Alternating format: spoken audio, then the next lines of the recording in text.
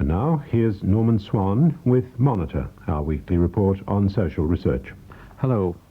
Well, last week you'd been forgiven for thinking that every newspaper editor in the country was at risk from AIDS, the acquired immune deficiency syndrome. Some doctors were saying that there were 19 suspected cases, whilst the Minister for Health, Neal Blewett, felt it was necessary to say that at the most there were only 2 people in Australia with AIDS. From all this fuss, gay people are concerned that the medical profession is generating AIDS hysteria, all to the end of staking out who's going to be the Australian experts and therefore attract whatever research money the government may give out. Here's Lex Watson, spokesman for the AIDS Action Committee, which represents Sydney's gay community. As far as the cases are concerned, there may be one, there may be none, but I would put the number no higher than that. There is reported to be a confirmed case in Melbourne, but we don't know whose case it is. We haven't seen the documentation on it, and until we do, we're not prepared to accept the claim. There was supposedly one confirmed case in Sydney. Now, it was confirmed by the CDC, who are the ultimate arbiters on these. That's the Centers for Disease Control in Atlanta, Georgia, the American government body. They have a set of criteria, and they've been accepted as being the arbiters on what are the criteria and on accepting or rejecting cases.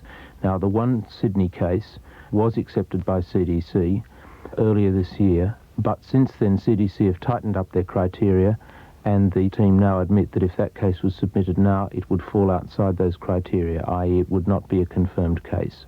Now, there are a number of people who show some symptoms and some of the aspects of the syndrome, but the crucial thing is, of course, all of the tests for the syndrome independently are tests for a number of different things, and it is quite wrong to label anything even as a suspect case, because that means nothing. And claims of 19 suspects are not only meaningless, but they're basically, I think, irresponsible. Why should these claims be made? It's a moot point. I think that one of the things that's happened in Australia is that since the scare broke, and that goes back over a year now, everybody's been expecting it to arrive. They've wanted it to arrive. I think there's medical politics, frankly, in having the first case, in having the first death. And the claim of the first Australian to die from it is unsubstantiated. Until we see the documentation, until we're satisfied that in fact it was a case, I'm not prepared to accept it, and a lot of other people aren't prepared to accept it, and frankly there are doubts as to whether the full tests have been done on that case. One of the dangerous things that's happening in Australia, as far as I'm concerned, is that some of the doctors here want to redefine the syndrome.